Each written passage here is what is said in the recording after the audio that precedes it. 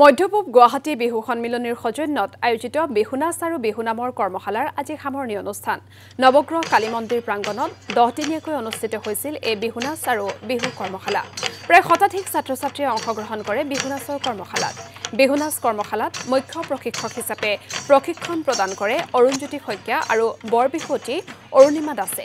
এফালে শিলপুখুৰীৰ নটৰাজ কলা কেন্দ্ৰতো অনুষ্ঠিত হয় বিহু কৰ্মশালাৰ 1 এপ্ৰিলৰ পৰা 10 দিনীয়াকৈ অনুষ্ঠিত হয় হুঁচৰি বিহু নৃত্য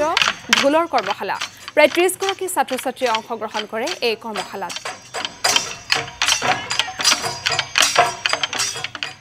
বিহু কৰ্মশালা আমি আৰম্ভ কৰিছিলোঁ প্ৰতি বছৰৰ দৰে আমি 1 এপ্ৰিলৰ তাৰিখটো ধাৰ্য কৰা আছে 1 এপ্ৰিলৰ পৰা 10 তাৰিখলৈ এই 10 দিনীয়া কাৰ্যসূচীত আমি ল'ৰা ছোৱালীখিনিক বিহু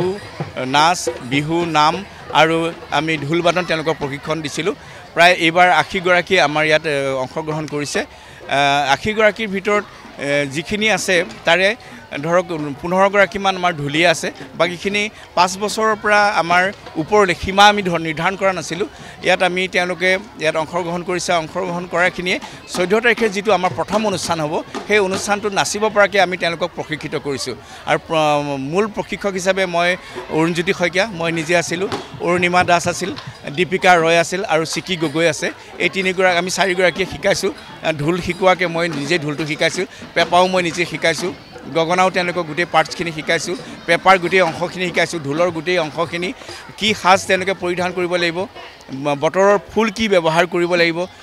গোটেইখিনি কথা তেওঁলোকে শিকাইছোঁ যেনে প্ৰতিটো বস্তুৰে আমাৰ দুটা অংশ থাকে যেনে গগনা আছে কোনটো গগনা কেনেকৈ কোনে বজায় টকা বজায় তেনেকৈ টকাও 4 বিধ 5 বিধ টকা আছে কোনটো টকা মানে আমাৰ বিহুত বজায় এই গোটেইখিনি তেওঁলোকক আমি প্ৰশিক্ষণ দিছোঁ প্ৰশিক্ষণ কালত